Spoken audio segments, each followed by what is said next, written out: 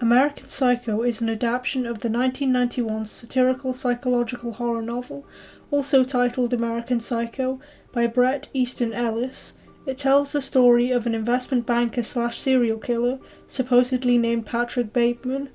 Although many controversial aspects from the novel are cut for the film, aspects such as the present-tense stream-of-conscious narrative, an unreliable narrator, are taken from the book and adapted well into the medium of film, in my opinion.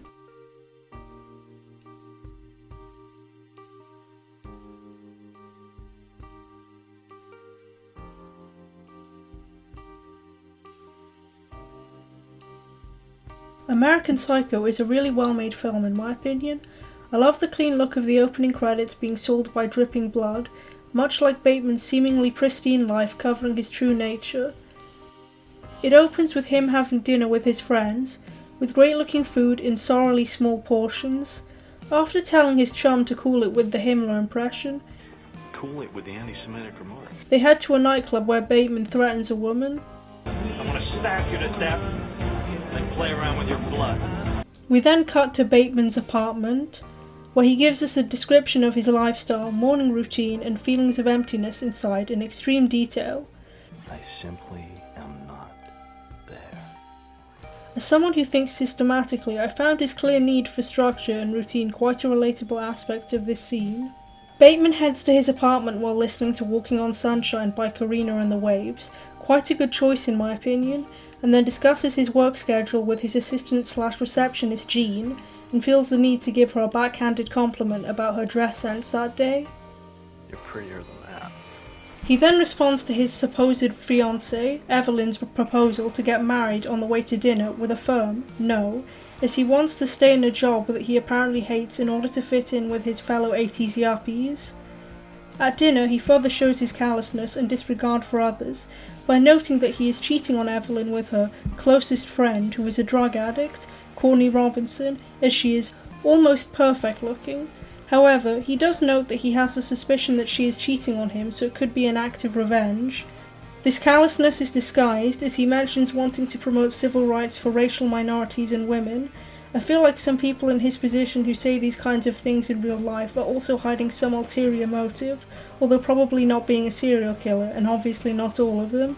After ejecting some lady and screaming and threatening another, we see Patrick's interesting taste in films as he books a date with Courtney at a high-regarded restaurant named Dorsia.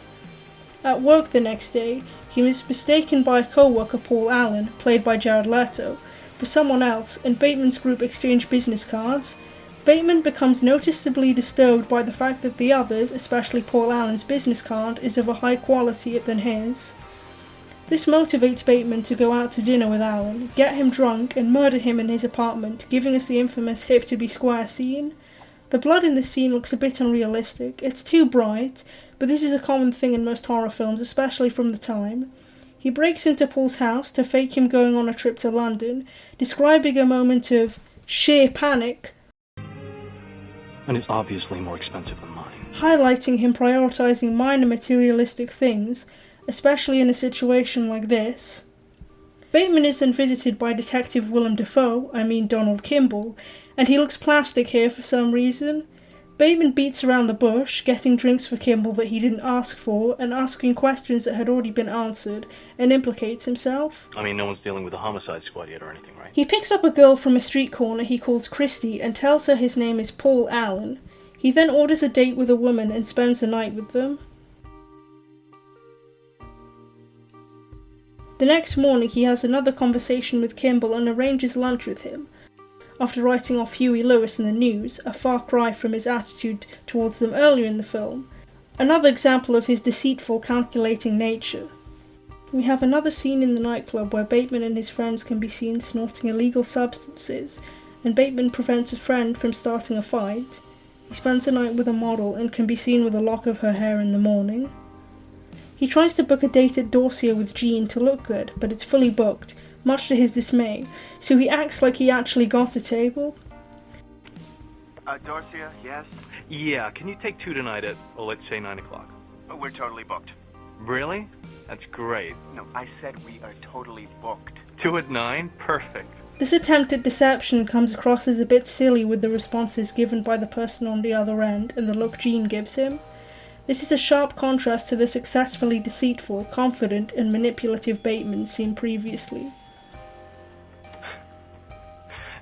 Did you know that Ted Bundy's first dog, a collie, was named Lassie? Did you hear this? After an awkward phone call interrupts them, Bateman ends his date with Jean for fear of hurting her, and the next morning he has dinner with Kimball and clears his name. Hungry to satiate his bloodlust, Bateman picks up Christy with some convincing, and invites his friend Elizabeth over. He tells Elizabeth that Christy is his French cousin, making what happens next even more disturbing. Bateman kills them both, brutalizing Christy with a chainsaw when she tries to flee down the stairs. Bateman's psychological state seems to dwindle even further as the next evening he appears to hallucinate even more, ending up having an action movie-esque shootout with the police and later finding no evidence that any of the murders occurred. Bateman is not a likable person, and he is not supposed to be. He is the villainous protagonist. He is shown to be very conceited and quick to anger over minor things, falling into a rage-filled nervous breakdown when someone has something as insignificant as a higher quality business card than him. However, when he acts on this, is brought into question by many, and he is shown to have a great love for the arts, particularly music. It's hard to choose a favorite among so many great tracks. But the greatest love of all is one of the best, most powerful songs ever written. It's about self-preservation, dignity. Its universal message crosses all boundaries and instills one with the hope that it's not too late.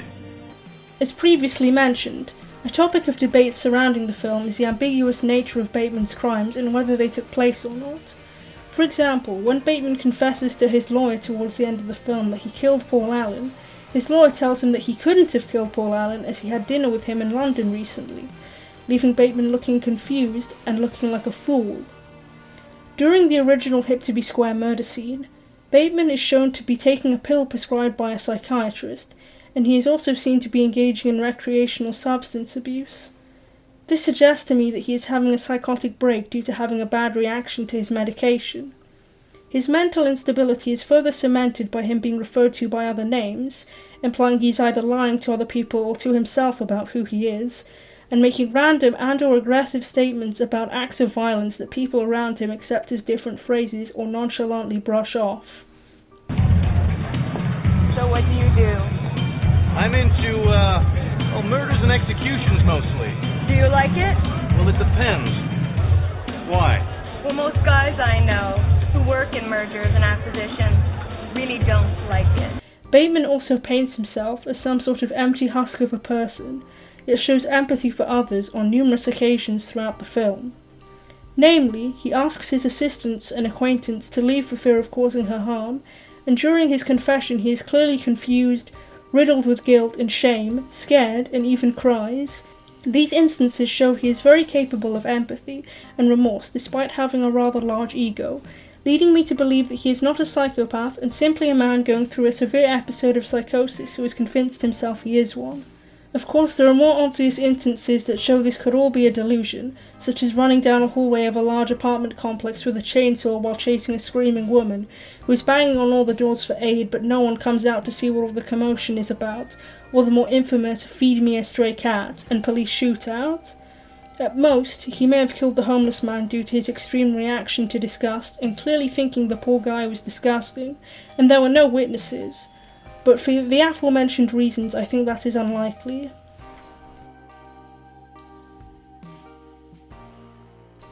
To conclude, American Psycho is a very good watch, and I would highly recommend it to anyone who isn't of the faint of heart. I haven't read the book all the way through, and I haven't seen the sequel, as I have heard many terrible things about it. The exclusive use of practical effects in this film was pretty good, and the story was very engaging, particularly with Bateman's suggested psychological breakdown towards the end of the film. I personally did not enjoy the more risque scenes and skipped the parts with no dialogue for the most part.